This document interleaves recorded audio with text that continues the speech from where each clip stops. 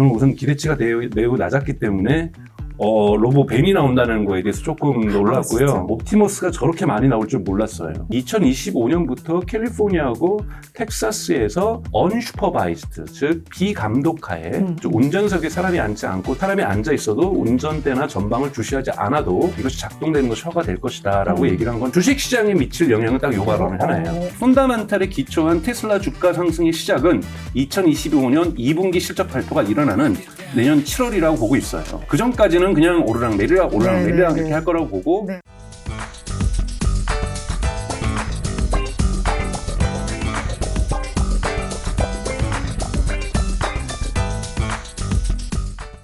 네, 안녕하세요. 이웃TV의 이웃누나 유재입니다. 네, 여러분 제가 이미 오래전부터 많이 예고를 했던 것 같아요. 그래서 테슬라의 로보택시 행사를 마치고 나서 이제 강용수 박사님을 모실 때가 됐다. 여러분 궁금한 건 그때 다 해소가 되실 거다 예고했는데 바로 오늘이 그날입니다. 네, 블루닷의 AI 연구센터장을 맡고 계신 강정수 박사님 모셨습니다. 안녕하세요. 안녕하세요. 와!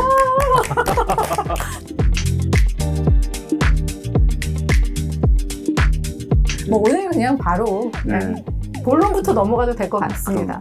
네, 테슬라가 지난주 금요일 날 로보택시 행사를 했고 행사가 마치고 나서 월가의 평가들을 봤더니 정말 악평 일색이더라고요. 그래서 한쪽에서는 정말 놀랍도록 구체적인 내용이 없었다. 뭐 데이터도 없고 뭐 모델 2에 대한 이야기도 없고 뭐 진짜 뭐 아무것도 없었다. 한쪽은 정말 복잡한 줄거리와 특수 효과가 화려한 영화를 보고 마지막에 머리를 극적이면 나온 느낌이다. 정확히 저도 그 느낌이었거든요. 뭐지 이거? 네. 뭐지? 마지막. 이건 정말 C- 수준의 행사였다. 근데 이제 박사님께서도 같이 보셨을 텐데. 박사님께서 보셨을 때도 이랬는지. 저는 그러니까 월가의 평가를 보면서도 나는 강정수 박사님의 평가를 들어야 되겠어라는 생각을 했는데 보시면서 정말 아쉬웠던 점과 아니 난 여기서 뭔가를 봤는데 이게 있다면 좀 정리를 해주셨으면 좋겠어요. 우선 저는 좋았습니다. 저는 좋았던 것이 제가 저런 기대치가 낮았거든요.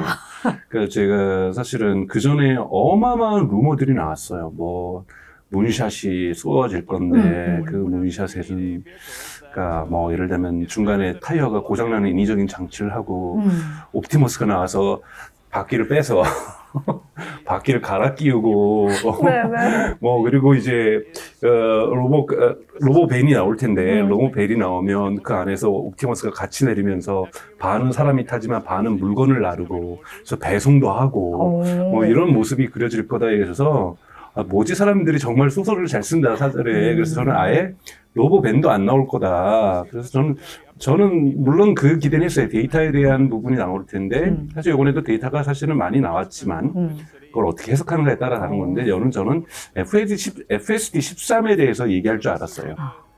이번에 로보택시에서 작동되는 FSD는 12.5가 아니라 13이다. 뭐 이런 얘기가 좀 나올 거라고 생각을 했었는데 뭐 그런 얘기도 좀 나오진 않았긴 합니다만 저는 우선 기대치가 매우 낮았기 때문에 로보 벤이 나온다는 거에 대해서 조금 놀랐고요. 그리고 또 하나는 옵티머스가 저렇게 많이 나올 줄 몰랐어요. 왜냐하면 이 1분기죠. 올해 1분기 실적 발표에서 일론 머스크가 뭐라 그랬냐. 앞으로 당분간 옵티머스는 동영상 외에는 공개를 잘 안 하겠다. 왜냐하면 누군가가 자꾸 자세히 보고 베낀다. 뭐 중국 기업이겠죠. 그런 면에서 볼 때 계속해서 동영상으로만 옵티머스를 보여주겠구나 했더니 이것을 원격 조정을 했다는 지금 주장도 많이 나오고 있고 저도 그런 의심을 갖고 있어요. 근데 원격 조정이 어느 정도 들어갔던 아니던 저 정도 유연성과 가장 중요한 건 손가락이죠. 손가락이 우리 여러분 이제 로봇 이런 거 보시려면 상식적으로 아셔야 될 개념이 DOF라는 개념이에요. Degree of Freedom이라고 해서 얼마나 자유도, 그러니까 손가락의 자유도가 있느냐였는데 인간의 자유도는 외워주시면 좋은데 28입니다. 28 DOF인데 테슬라의 옵티머스는 지금까지 11이었어요. 이번에 22로 증가했습니다. 그 커피 이렇게 그 수박차입니다. 수박티죠. 수박티, 워터멜론티 이거 하는 거 모습들. 그리고 사람들은 가위바위보도 하고 셀카도 찍고 막 이러고도 하고 그리고 또 대화도 가능하는 게 있잖아요. 그래서 저는 옵티머스가 놀라웠던 건 이 대화는 분명하게 그러니까 이런 얘기를 안 하니까 월가에서 실망한 거예요. X.AI의 그록이라고 하는 이 AI를 썼을 겁니다. 그러니까 챗GPT하고 비슷하죠. 지금 X.AI가 일론 머스크가 독립적인 회사로 50억 달러 이상을 지금 투자를 받으면서 네네네. 대단히 빠른 속도로 성장을 하고 있는데, 그러기 지금 현재의 발전 속도라면 충분히 챗GPT하고 동등한 성능을 보일 거라고 얘기를 하고 있거든요. 그러다 보니까 이제 피겨 공일에 들어갔던 이런 것처럼 로봇이 대화를 하는. 그래서 이번에 보면은 많은 사람들이 그런 셀카도 찍고 영상도 찍었는데 로봇하고 대화하잖아요. 셀카 찍을까? 좋아, 뭐, 그렇게 하고, 가위바위보 게임 할까? 게임하고, 막, 이런 모습들에서 대단히 로봇의 부분에서, 특히 위 로봇이니까, 이건 행사 이름이, 그런 부분이 있었다라고 좀 말씀을 좀 드리고 싶고요. 전체적으로 볼 때는 이제 투자자들이나 월가의 기관 투자자들은 원래 항상 테슬라에 실망을 하고 그렇습니다. 근데 여러분 너무 월가를 무시하면 안 되는 것이, 월가가 그래도 테슬라 주식의 50%를 넘고 갖고 있기 때문에 그들이 어떻게 움직이는가에 따라서 시장 판도는 크게 변하거든요. 근데 요번에 이 로보택시 공개 행사는 분명하게 마케팅 캠페인 이벤트였어요.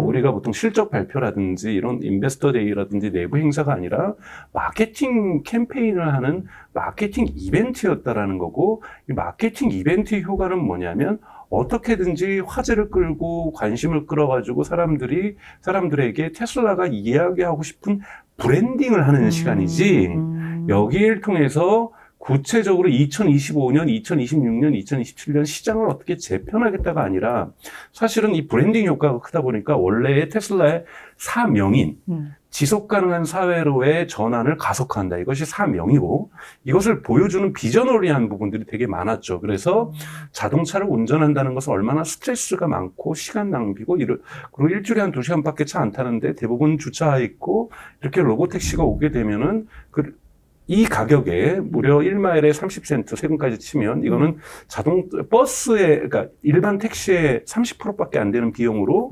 이것이 작동될 수 있다 보면은 뭐까지 보여줍니까? 주차장이 다 사라지는 사회. 특히 여러분, 한국은 실내 주차장, 지하 주차장이 많지만 미국이나 유럽은 실외 주차장이 대단히 많죠. 그것도 그냥 단층짜리. 이런 부분에 큰 면적을 차지하고 있는, 특히 어제 그날 보여줬던 것은 LA 다저스 구장이죠. 야구 구장이죠. 이런 야구 구장에 있는 15,000대를 주차할 수 있는 공간들이 다 녹지로 변할 것이다. 뭐 이러면서 도시도 변할 것이다. 라는 좀 미래 버전을 좀 얘기를 해줬고, 또 하나는 항상 중요한 것은 시장성입니다. 옵티머스에 대한 시장성도 얘기했고, 로보밴이라든지 로보택시의 시장성을 얘기했어요. 시장성이라는 것은 결국은 가격 경쟁력이 있어야 되는 거잖아요. 그렇죠. 근데 여기에서 로보택시가 뭐 전체 일반, 아까 말씀드렸던 것처럼 일반 택시의 30% 비용으로 작성되면은 우리가 여러분 3만 원 주고 택시 탈 때를 10,000원 주고 간다는 거잖아요. 그렇죠. 그러면 사람들이 택시 탈 수 있거든요. 그리고 이제 두 번째는 그거보다 더 저렴한 20인승 버스가 나온 거잖아요. 미니버스가. 그럼 그건 더 쌀 거 아니에요. 네. 그러면 자율주행으로 어디든지 이동에 있어서 이건 또 시정부가 보조금만 내주면 무료로 탈 수도 있다는 얘기거든요. 그러니까 물론 이것이 먼 미래입니다. 저는 이 그러니까 로봇밴 같은 경우에, 즉, 이 스몰 택시 같은, 네. 버스 같은 경우에는, 2030년 전이 지나야 나올 거라고 봐요. 물론 이것도 쉽지 않아요. 왜냐하면 로보택시도 그렇고 로보밴도 그렇고 구체적으로 생산은 일론 머스크가 이번에 밝힌 건 매우 낙관적으로 보아서라고 앞에 분명히 네네. 조건을 달았어요. 매우 낙관적으로 봐서 2026년 또는 2027년 전이 될 거라고 보는데 2027년부터 생산이 맞겠죠.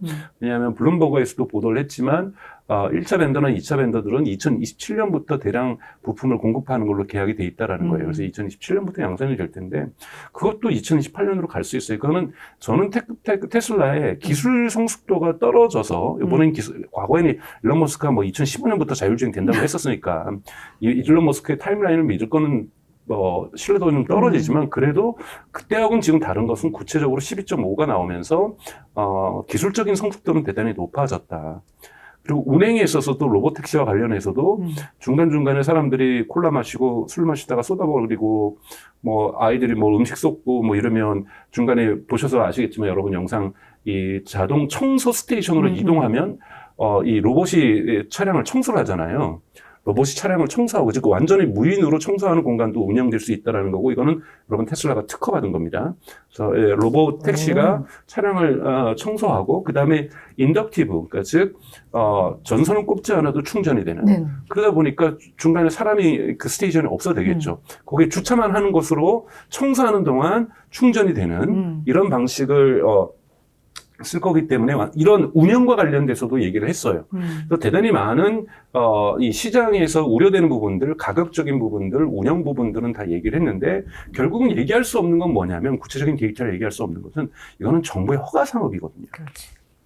허가 산업에다가 나 2027년부터 2080년도 그러니까 뭐 일론 머스크의 희망사항 얘기했죠. 뭐 2026년에는 100만 대가 돌아다닐 건데 이건 다 그냥 자기의 꿈이고 희망사항이에요. 네. 그럴 수밖에 없는 것이 정부가 안 되는데 특히 일론 머스크처럼 특정한 후보를 밀고 있으면 민주당이 만약에 대선에 당선된다면 넌 밀어서라도 너는 그냥 내 임기 내에서는 로봇택시 금지요. 뭐 물론 주정부에서 결정하는 부분이 많기 때문에 연방 정부가 그렇게 아는데 근데 연방 정부에 있는 도로교통 안전국, 고속도로 안전국 이런 데서 계속 부정적인 보고서 내면 되는 거거든요. 그럼 주정부도 감당 못하는 거고 그냥 로봇택시는 미국에서 2030년까지는 운행 불가할 수가 있는 거예요. 네. 그래서 이런 거를 일론 머스크가 함부로 구체적인 데이터를 얘기할 수 없다라는 점. 그렇기 때문에 큰 굵직굵직한 시장성과 운영과 관련된 부분들, 시장 가격적인 부분들을 얘기했다라고 저는 보고 있고요.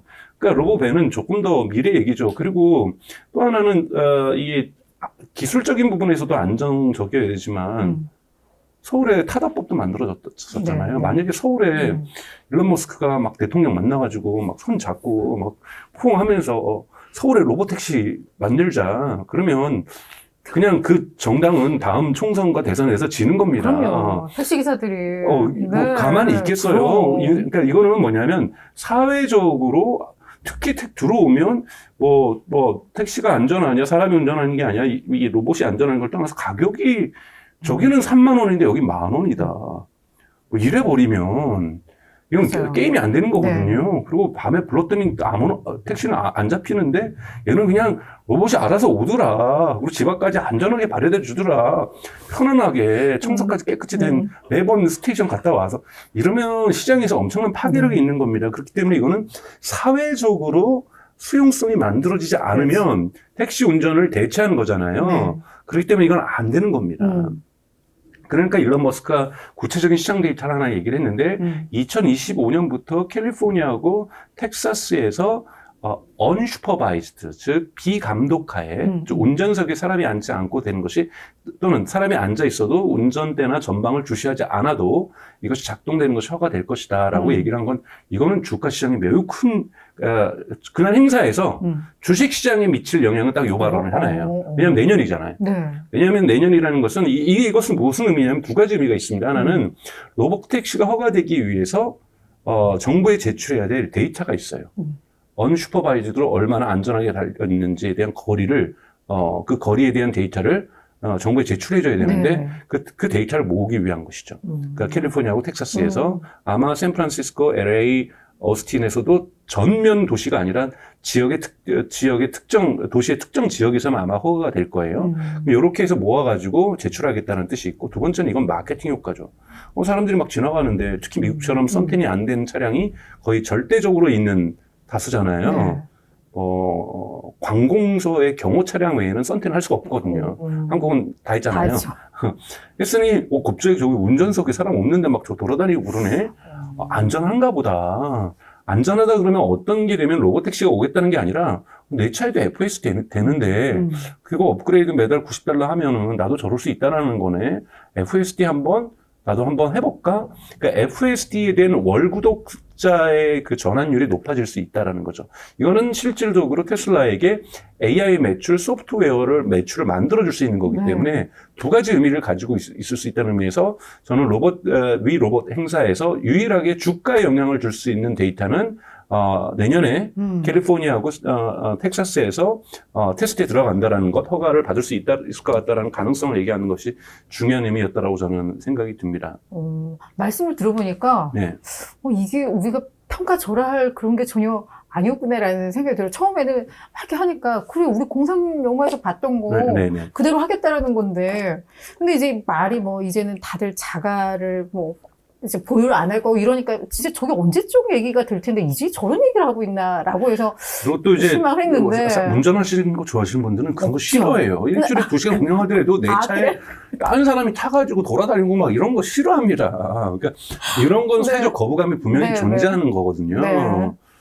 그렇잖아요. 저도 사실은 차를 1년에 10,000km를 채 안 타요. 네네. 왜냐면 뭐 놀러 가거나 이런 일은 별로 없으니까 네. 10,000km를 채 안 타니까 사실은 아까워요. 보험료 계속 내고 차는 감가상각 당하고 그럼 가끔 친구가 와서 빌려가겠다면 뭐 빌려가라는 걸 하는데 그냥 내가 쓰고 너 쓸 때 가끔 주면 안 될까? 그래서 내가 햇소리 하지 말고 차 거기다 갖다 놓으라고 내가 이렇게 얘기를 하거든요. 네, 그러니까 네. 그만큼 뭔가 한국 분들이 해외도 마찬가지인데 이 차량을 공유한다라는 거 네. 익숙하지 않아요. 그냥 공유 서비스라고 요즘 뭐 나와 있는 소카는 네, 사실 네. 렌트카죠. 무슨 공유 서비스예요. 그렇죠. 렌트카 회사죠. 그러니까 렌트카는 렌트하는 거니까 어쩔 수 없이 남이 쓰던 거와 이렇게 같이 쓰는 거지만 이게 뭐 5명이서 이 차 그렇지. 공유하고 이런 거 아니거든요. 네, 네. 그러니까 이러한 시대로 간다라는 것 자체가 그냥 먼 미래 같고 너나 그렇죠. 가세요라는 그렇죠. 뭐 이런 느낌이 들기 때문에 네. 이거 시장을 얼마나 파괴시킬 수 있을 것인가. 근데 보셔야 될 것은 로보택시가 가능하다라는 것은 내 차의 FSD가 그만큼 안전하다는 거기 때문에 그렇지. FSD 구독률이 올라갈 수 있다는 거고 FSD는 독특한 매출 구조를 갖고 있습니다. 그러니까 monthly recurring revenue라고 하는데 즉 매달 반복되는 매출이에요. 근데 네네. 우리가 기업 평가를 함에 있어서 recurring revenue가 RR을 갖고 있는 건 ARR이라고도 얘기를 하죠. annually. 네네네. 그러니까 ARR을 갖고 있다는 건 그 기업의 가치를 무진장 끌어올립니다. 그렇죠. 왜냐하면 가끔 하나 팔고 언제 또 팔릴지 모르는데 이거는 매달 반복적으로 들어오는 사람이 또 계약은 또 1년 단위로 했네, 뭐 2년 단위로 했네, 이런 사람들이 최소한 이 회사의 장기, 그러니까 중장기 캐시플로우를 계산할 그렇죠. 수가 있거든요. 그럼 이걸 이자율로 뭐 디스카운팅 해가지고 이렇게 좀 기업 평가를 네네. 계산할 수 있다는 부분에서 대단히 중요하고 지금까지 자동차 회사의 테슬라를 포함해서도 이 반복적 매출은 없었다. 다만 테슬라가 지금 서비스단에서 보험에 진출했죠. 그거는 이제 미국하고 중국에서 자동차 보험에 진출했으니까 이거는 반복적인 매출 맞아요. 그렇지. 그렇죠. 근데 이거는 좀 자동차 본업에서 나오는 매출이라기보다는 자동차의 유지를 위해서 나오는 거고 이것을 한 이유도 FSD가 버전 13에 가서 지금 테슬라가 말하는 대로 unsupervised, 비감독하에서도 이걸 작동하게 하려면 차량 사고가 났을 때 테슬라가 책임지는 거지 운전자가 책임지는 그렇죠. 게 아니거든요. 그래서 보험회사를 지금 운영하고 있다라는 거죠. 그래서 이런 부분에서 이런 매출이 얼만큼 나오느냐는 테슬라 주가에 결정적으로 중요합니다. 왜냐하면 테슬라가 스스로가 이제는 자동차 기업이 아니라 AI 기업, 뭐 소프트웨어 기업이라면 AI 매출은 어디 있어요? 라고 물어볼 수밖에 없는 거고, 기자들은 아직까지는 기타 소득이 조금 있어요. 기차 매출. 이게 아니라 우리 이번에 메가팩처럼 전체 매출의 5%를 차지했어요. 근데 내년에는 이것이 전체 매출의 10% 차지할 거예요. 전체 매출도 증가하는데 심지어 그 다음에 15%, 20%, 30% 갈 거예요. 이거는 여러분, 그러니까 이 주가를 올리는 건 두 가지잖아요. 하나는 수익률의 증가, 두 번째는 성장 기대치의 증가. 그런데 이건 수익률도 증가하고 둘 다. 성장 기대치도 증가하고 지금 테슬라는 수익률이 증가하지 않아요. 이것이 테슬라의 주가를 하방시키는 압력이고요. 하지만 성장 기대치가 너무나도 강력하기 때문에 이 두 개가 충돌하면서 이 개걸음을 하고 있는 거거든요. 옆으로 이동을 하고 있는 거라고 저는 보고 있어요. 특별하게 내려가지도 않고 특별하게 올라가지도 않고 변동성은 심하지만 이렇게 왔다 갔다 하는 이유는 두 가지 의미 상충하기 때문인데 만약에 FSD에서 매출이 나고 특히 이것이 내년에 중국 시장과 유럽 시장으로까지 확장이 돼서 좀 더 큰 미국 북미 시장만이 아니라 전 세계 3대 시장에서 만들어진다라면 이 주가 상승의 두 가지 기대치를 이렇게 움직이는 요소를 다 건드리는 거죠. 수익률의 상승, 그렇죠. 그다음에 성장 전망치를 더욱더 끌어올리는 것. 이 두 가지가 작동하기 시작하면 펀더멘탈이 움직인다라는 거고, 이건 기관 투자자가 움직일 수밖에 없는 거고, 이러한 매수하려고 하는 강력한 세력들이 형성될 수 있다는 부분에서 테슬라의 전환점은 저는 FSD 매출이 언제쯤부터 확장하고 성장할 것인가가 우선 1차적으로 가장 중요하다는 것. 그러니까 이거는 사회적으로 정치적으로 해결돼야 될 거기 때문에 근데 로보택시 기술이 성장해야 사람들이 믿음이 가서 FSD를 한다. 이 부분을 여러분 보셔야 된다는 거고, 두 번째는 이 로보택시가 성장이 진화하면 옵티머스의 성능도 진화합니다. 왜냐하면 옵티머스나 로보택시나 두뇌가 같잖아요. 그렇죠. 두뇌가 FSD를 똑같이 쓰고 있기 때문에 두뇌가 같기 때문에 테슬라가 설계를 잘하는 게 뭐냐면 시너지 효과가 좋아요. 배터리 부분도 4680 배터리를 지금 또 2세대, 3세대 가고 있는데 이 배터리가 어디 쓰입니까? 옵티머스에 쓰이잖아요. 그렇죠. 옵티머스에서 이번에도 되게 중요한 건 뭐냐면 일론 머스크가 퇴장한 뒤에도 파티가 계속 됐잖아요. 그래도 한 30분, 1시간. 그러면서 사람들 계속 찍고. 그 전에 막 하려고 일론 머스크가 퇴장하니까 애들이 저 파티 배터리 다 됐는데 충전 좀 시켜주세요. 그러면 얼마나 골치 아프겠어요. 왜냐하면 그러니까 그렇게 자유로 내놨다는 것은 배터리에 대한 자신감이 좀 있었던 거예요. 애들 춤도 추고. 이거 가위바위보도 하고 이렇게 사진 찍으려면 여러분 중심을 잡는데 배터리가 대단히 많이 듭니다. 무게를 드는데도 로봇은 많이 들지만 중심을 잡는 것이 어렵기 때문에 이족 보행이잖아요. 여기 배터리 소비가 많이 되거든요. 근데 이런 부분은 무엇을 상징하냐면 여러분들 공장에다 이걸 투여했을 때 물론 일론 머스크가 그냥 로봇 데이에서 그려줬던 것은 영상으로 보여줬지만 가정에서도 베이비시터도 하고 청소도 해주고 설거지도 해주고 음식 서빙도 하고 이건 거의 일어나는 건 불가능에 가깝다고 보고 저는 한 40년은 2035년이나 40년은 가능하다고 봐요. 네. 근데 공장은 들어올 수 있습니다. 제가 항상 자주 강조하는 건 공장에는 그러니까 예측 불가능한 요소가 대단히 적어요. 예측 불가능한 요소가 공장에서 자주 발생하면 그 공장에서는 인명피해로 그렇죠. 이어지는 사고로 이어지는 거죠. 그래서 어떻게든지 그거를 없애놓고 있죠. 그러니까 즉 누구든지 루트를 알 수 있고 공장의 반복 작업들의 순서들이 정해져 있는 거잖아요. 이거는 옵티머스가 빠르게 따라갈 수 있습니다. 그러면 빨리 시장에 들어갈 수 있다는 거죠, 공장에. 그때 중요한 게 뭐냐면 두뇌도 중요하고 그다음에 말도 알아들어야지. 흔히 말해서 이걸 스피치 투 태스크라 그래요. 말하면 알아들어서 일하는. 이거를 스피치 투 태스크, 말해서 태스크, 업무로 간다. 그러기 위해서는 이제 그록하고의 관계, 즉 X.AI의 관계를 풀어야 돼요. 그거는 테슬라가 가지고 있는 기술이 아니기 때문에 생성 AI를 만드는 언어 모델을 만드는 오픈 AI나 구글 제미나이나 이런 것과 풀어야 되는 거기 때문에 직접 X.AI를 일론 머스크가 만들었고 이 관계를 통해서 이 문제는 풀어야 될 거고 그리고 얘네들 충전이 하루에 4시간, 8시간 일해야 될 거 아니에요. 2시간 일하고 충전해 주세요. 그러면 그때마다 그러니까 거기 공장에 들어가야 될 이 로봇의 숫자가 2배로 증가하고 3배로 증가하는 거잖아요. 얘네들이 3교대, 4교대 일할 또 있는데 한 번 충전해서 2시간밖에 못 간다? 그럼 3교대, 4교대 가려면은 그만큼의 몇 배의 로봇이 필요한 거고. 근데 이번에 일론 머스크가 얘기했던 것이 $30,000 이하가 될 거라고 그랬잖아요. 과거 이제 실적 발표에서는 $20,000라고 그랬는데 또 살짝 $10,000가 오르긴 올랐어요. 그래도 이거는 괜찮은 가격이에요. 왜냐하면 인건비.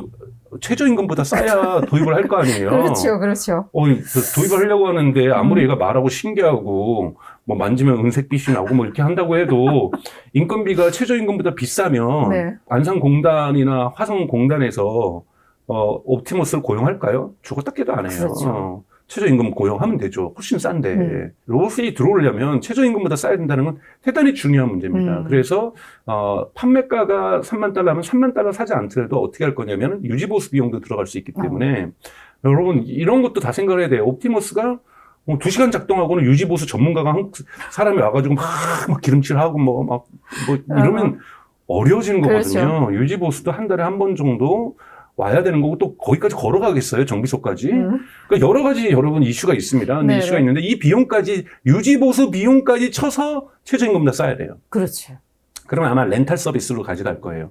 렌탈에 의해서 한 달에 얼마? 예를 들면 한 달에 뭐 200만 원 정도. 거기다가 유지보수비까지 50만 원, 250만 원이면 얘가 하루에 8시간 일하는 로봇이다. 그러면 뭐 물론 처음에 보증금 좀 내야 되겠죠. 근데 250만 원에 고용을 하게 된다면 그렇죠. 그리고 주말 야근이라고 해서 반발하지 않고 아니 요즘 특히 외국인 노동자들은 화성이나 안산에서 주말 노동이나 야근 없으면은 일 안 하세요. 월급이 너무 작아서. 네, 버는 돈이 너무 작아서. 그래서, 그러니까 야근하고 주말 노동은 주말 특근을 해야 돼요. 근데 그것도 다 하는데 똑같은 비용으로. 그러니까. 이렇게 정도 돼야 한 달에 한 250만 원, 뭐 유지 호스피스가 맥스 300만 원. 왜? 기업에서 보장하는 이 4대 보험 비용이 있을 거 아니에요. 요 비용까지 고조를 한다라면 이게 AS 비용이라고 친다라면, 테슬라 옵티머스를 월 300만 원에 한국으로 친다라면 가져올 수 있다. 왜 될 거예요? 왜냐하면 중국에도 이걸 팔려고 하고 있기 때문에 중국의 최저임금하고도 비슷해야 되거든요.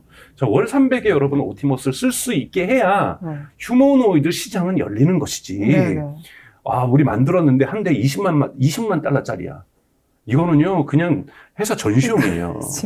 우리가 이제 브랜딩용이죠. 현대 네네. 기아차에 막 로봇이 와가지고 막 일을 해.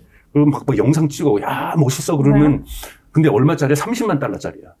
그러면 이거는 경제가 아닙니다. 그렇죠. 경제가 아니고, 이거는 그냥 브랜딩, 마케팅, 투자한 거가 되는 거죠. 그래서 여러분, 실제로 경제가 작동하는 것, 시장이 만들어지기 위해서는 가격이 되게 중요하다는 건데, 요번에, 이 로봇데이 행사 때, 테슬라, 일론 머스크가 잊지 않고 얘기한 건 다른 데이터는 없는데 가격은 얘기했다라는 거예요. 그러니까 즉 우리는 시장성에 맞는 제품을 준비하고 있다. 이런 부분에서는 좀 긍정적으로 보고 있다는 겁니다. 근데 박사님, 저는 이렇게 딱 말씀을 들으면서도 약간 그런 게 지금 그러니까 테슬라에 대해서 우리 박사님은 어떤 상황에서도 약간 이 신뢰가 흔들리지가 않는 것 같다는 말씀을. 이거 그렇진 않아요. 저는 들어요. 내부적으로 사실 제가 뭐 테슬라 주식을 많이 갖고 있지 않은 건 아니지만 뭐 네. 당연하게 테슬라 주식은 좀 가지고 네네. 있습니다만 얼마 이하 내려가면 저는 무조건 판다라고 정했어요. 왜냐하면 테슬라의 리스크가 있습니다. 제가 아까 전에 주가를 부양하는 것 중에서의 수익률이 성장이 있잖아요. 근데 네네. 지금 수익률이 계속 저하되고 있어요. 그렇죠. 이번 미리 또 질문이 있으셨는데 네네. 미리 답변하면은 네. 10월 23일 날 우리 3분기 실적이 발표되는데 분명히 수익률이 저하될 거예요. 저하될 수밖에 없는 구조적 요인은 첫 번째가 사이버 트럭은 여러분 아직까지 적자입니다. 일론 머스크가 올해 말까지 흑자로 전환시키겠다고 얘기했어요. 네네네. 그러니까 자동차의 산업의 특성은 많이 생산하면 많이 생산할수록 무조건 돈을 버는 것이 아니라 일정 구간의 수치를, 그러니까 미니멈 생산을 해줘야 네. 그때부터 흑자로 전환이 됩니다. 네네. 이게 규모 경제 효과잖아요. 네. 4680 배터리 대단히 뛰어나고 놀라워요. 사람들 막 칭찬하고 유튜브에 보면 난리가 났어요. 아직까지 적자입니다, 여러분. 네. 그러니까 4680 사이버 트럭이 아직까지 적자고 이것이 터닝 포인트가 언제 오느냐? 저는 이번 4분기에 올 거라고 봐요. 그러니까 4분기에는 저는 충분히 가능하다고 보는데, 네네. 근데 이번 발표는 3분기 실적 발표잖아요. 그렇죠. 수익률을 갉아먹습니다. 네네네. 그리고 테슬라가 슈퍼컴퓨터에다가 어마어마한 투자를 했잖아요. 네네. 이런 기업 없죠. 자동차 기업이 슈퍼컴퓨터를 갖고 있다 그렇죠. 없죠. 이거 다 비용이죠. 네. 수익률을 갉아먹죠.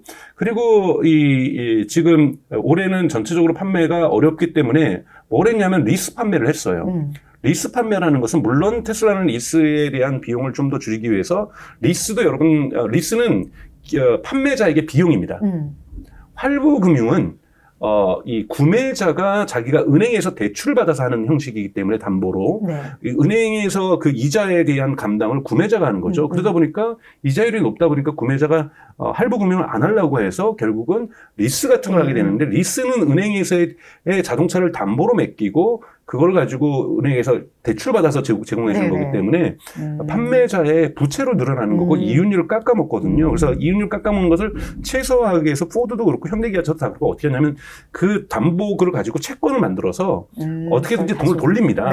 하여튼 이런 부분이 즉 이번에 워낙 고이자율 이제 이자율 내린 지 얼마 안 되기 때문에 내렸어도 지금 뭐 비컷을 했어도 소비자 입장에서 여전히 자동차가 비싸기 때문에 지금 경기가 좋지 않기 때문에 특히 유럽이는 말할 것도 없고요.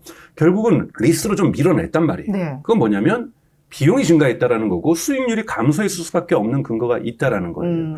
그리고 2분기 때는 그래도 메가팩이 9.4가 됐는데 이번에 메가팩이 좀 줄었잖아요. 근데 메가팩이 수익률이 20%가 넘어요. 네네.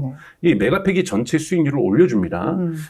물론 뭐 1분기 때보다는 많습니다만 자동차만 보더라고. 특히 이제 월가에 있는 사람들은 메가팩 이거 잘 안 보고 자동차의 순이익률만 보거든요. 그래서 자동차는 아직까지 순이익률 그리고 모델 Y는 벌써 지금 오스본 효과라는 게 발생하고 있잖아요. 내년에 주니퍼 나온다니까 사람들이 기다리는 거죠. 기다리려고 하죠. 네. 그럼 기다리는 사람들을 설득하려면 올해 밀어내기 해야 되니까 공장도를 할인을 해줄 수밖에 없는 거예요. 이런 식으로 만들고 있고 지금 미국에서도 유럽에서는 지금 테슬라의 가격에 대한 부담이 있으니까 모델 3 같은 경우에는 뒷좌석 열선을 없앴어요. 뒷좌석 열선을 없애고 뒷좌석 잘 안 타니까 그러니까 뒷좌석까지 엉뚱할 필요는 없으니까 이거 없애고 그다음에 뒷좌석 모니터도 없애가지고 5,000유로 깎아가지고 판매하고 다 이 수익률을 깎아먹고 있는 거거든요. 그래서 자동차 수익률이 떨어질 거고 여기 기관 투자자들은 삐져버릴 거란 말이에요. 그렇죠. 네. 그러니까 이런 부분들이 분명하게 아직은 존재한다. 그래서 저는 근데 거기다가 막 11월 달에 또 물론 그 이후에 그 다음 주죠 막 대선에서 막 공화당 지어버린다.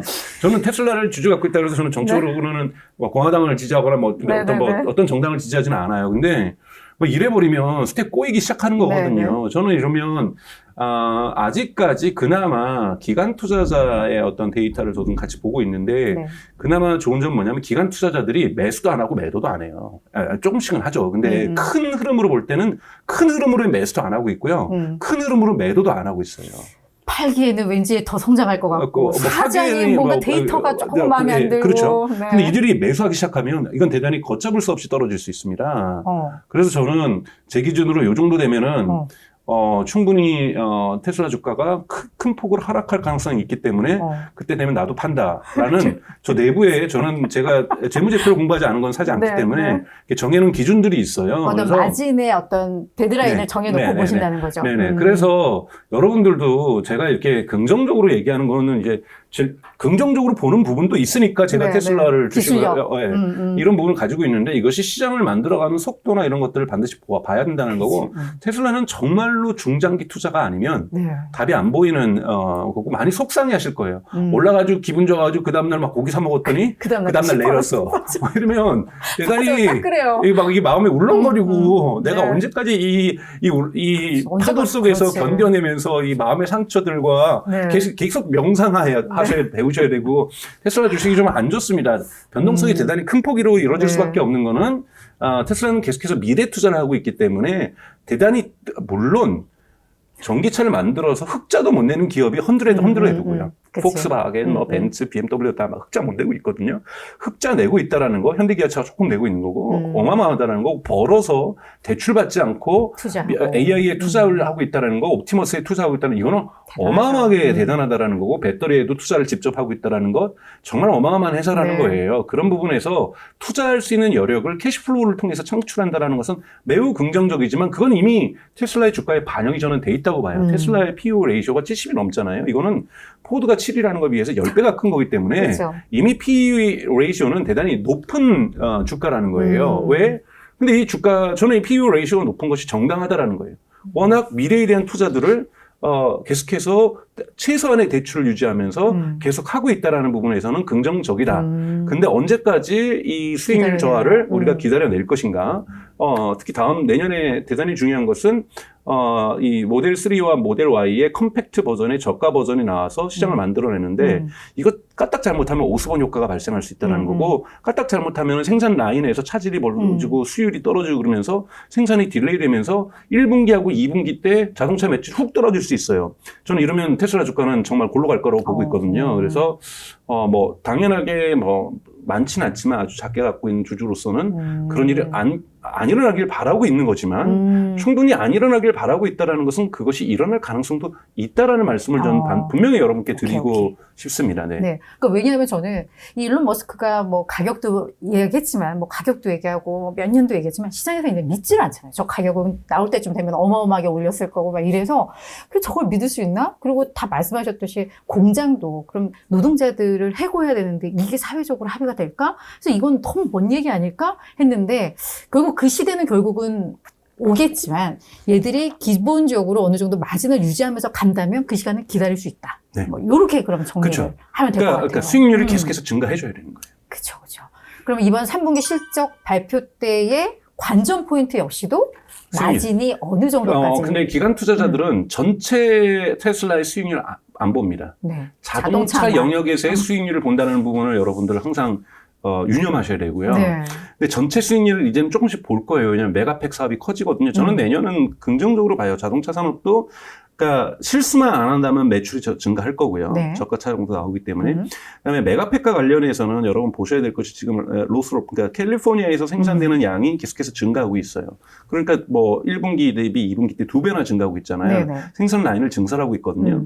지금 문제는 상하이에 또 메가팩 공장, ESS 공장을 짓고 있는데 이것이 캘리포니아 공장 규모의 2배예요. 근데 이것이 지난 9월에 상하이 기가팩토리 부사장이 공정이 60%가 완성됐다. 중국은 정말 건물 하나 빨리 짓는 것 같아요. 그래서 올해 12월까지는 완성이 될 거고 1월부터는 준 가동 테스트를 하면 2월이나 3월부터는 거기서도 판매용이 생산이 될 것이다.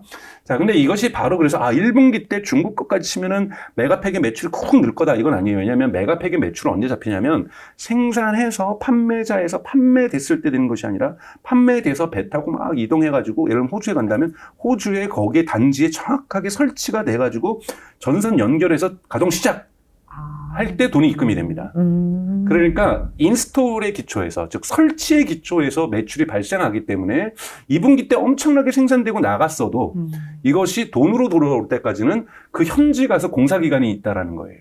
그렇다면 내년 1분기에서는 중국 상하이 공장이 작동이 돼도 1분기 매출의 즉 25%나 하는 이 수익률을 나는 황금알을 낳는 거이잖아요. 근데 상하이는 2배를 생산할 거란 말이에요. 테슬라는 CATL 대비 경쟁력이 있습니다. 왜냐하면 이 메가팩에도 AI가 인공지능이 결합되어 있어서. 그럼 저는 이것이 반영되는 것은 2분기 실적부터 반영이 될 거라는 거예요. 그래서 저는 2025년 2분기에서 테슬라 전체 수익률은 증가하는 모멘텀은 2분기에 생길 거다라고 생각을 하고 있어요. 그래서 흔히 말하는 펀다멘탈의 기초에서 이건 개인적인 저의 판단입니다. 여러분 이걸로 가지고 투자하잖아요.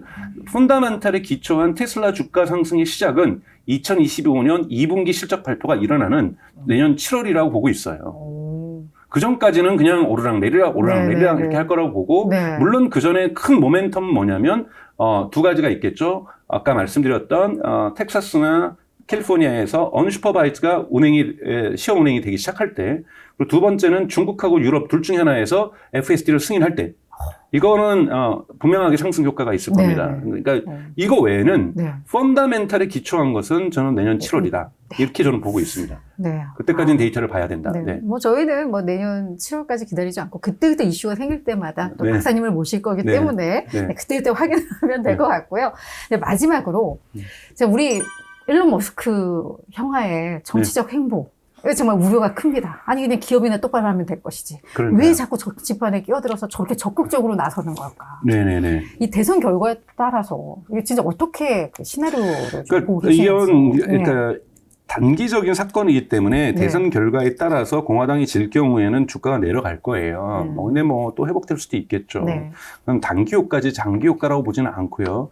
그리고 심지어는 공화당이 당선돼도 단기적으로는 올라가겠지만 이것이 펀더멘탈에 반영되기 전까지는 전 항상 이 단기 효과와 펀더멘탈 효과는 다르다고 보고 있기 때문에 이건 일시적인 효과라고 볼 수 있어요. 근데 정말 이거는 CEO 리스크 맞아요. CEO가 되게 거칠게 노출이 된 거거든요. CEO는 정당을 지지할 수가 있습니다. 하나의 시민으로서 누구나 자기가 좋아하는 정치 세력이 있을 수 있고 친구들하고 술 한잔 하거나 가족들하고 밥 먹으면서 나는 어느 정당을 지지해라고 또는 소셜미디어에 쓸 수도 있어요. 근데 CEO잖아요. 그러면 이 기업이 색깔이 그렇게 정해지는 건 결코 좋지 않습니다. 왜냐하면 진짜 민주당 지지하는 사람들 같은 경우에는 공화당 지지하는 일론 머스크 싫어서 테슬라 안 살 수도 있는 거잖아요. 그래서 이런 부분은 좋지 않다라는 거고, 물론 배경은 있죠. 배경은 자기는 전기자동차 보조금이 중요하지 않고 AI 규제가 완화되기를 원하는 거예요. 빨리 로보택시 허가해주고 빨리 언슈퍼바이즈드 FSD 허가해주고 이걸 원하는데 민주당은 자꾸 딴지 걸고 있거든요. 그러다 보니까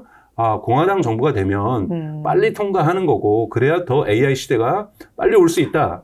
이것이 일론 머스크의 판단이기 때문에 바이든도 왜냐하면 더 세컨드 맨하탄 프로젝트라고 얘기를 했어요. 제2의 맨하탄 프로젝트를 시작하겠다. 맨하탄 프로젝트는 여러분 1940년대 미국에서 전 세계에 있는 물리학자들 다 잡아와서 오펜하이머가 거기에 대표적으로 있었고 그래서 핵폭탄을 만들었던 프로젝트를 맨하탄 프로젝트라고 합니다.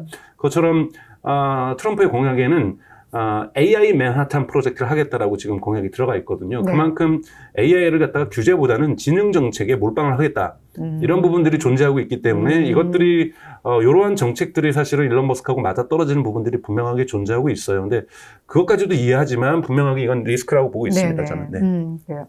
그럼 그때는 또 변동성 확대 가능성이 있을 수도 있겠구나라고 정리가 되면 될 것 같습니다. 근데 트럼프가 당선이 돼도 정말 거기에 뭐 혁신위원회에 들어가고 이러면 또 선택과 그러니까 집중 문제에 또. 몇 개나 다 말 거예요. 그렇겠죠.